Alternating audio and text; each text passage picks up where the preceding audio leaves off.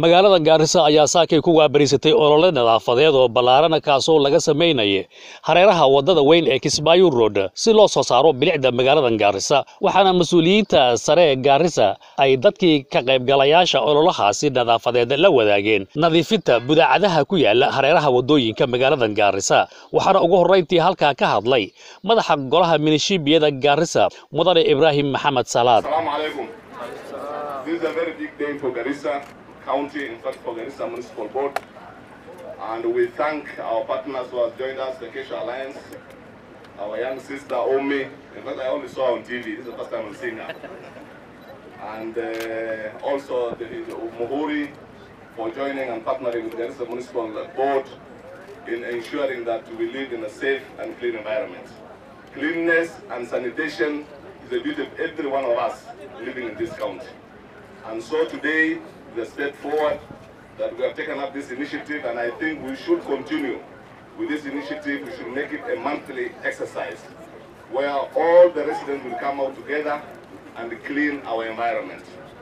In fact, going forward, we may designate a specific day and close the whole business in this town, designated for cleaning of Garissa.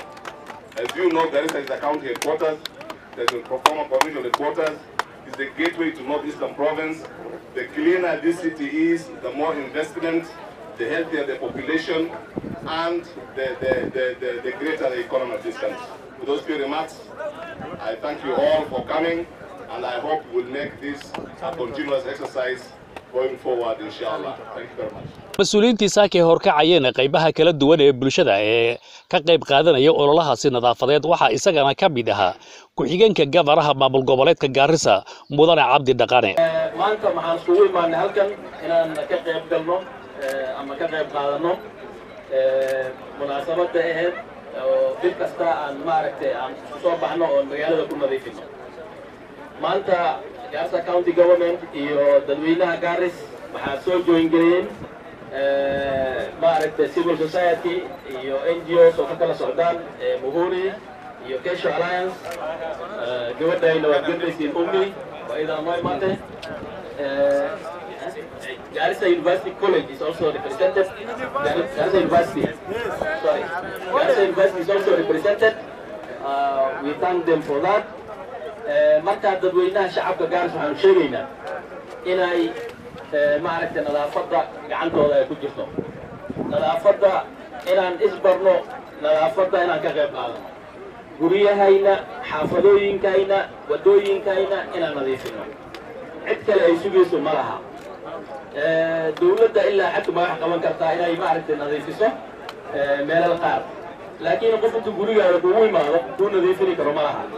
ama wadooyinka especially waxyaalo qaar oo maaragtay oo guriga inaan ka soo bixino wasakha oo wadada lagu daadiyo arrin muhiim ah maaha, arrin fiican maaha, aan iska ilaalino.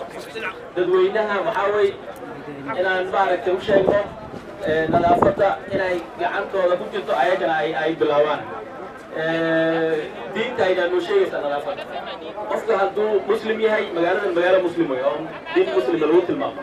marka inaan wasakha iska hagaajino, iska toosino ayaan u baahanahay. annagana dawladda haddaan nahay waan u taagannahay, waanan maaragtay waanan garab istaagaynaa shaqaalaha dawladda oo arrintan u xilsaaran.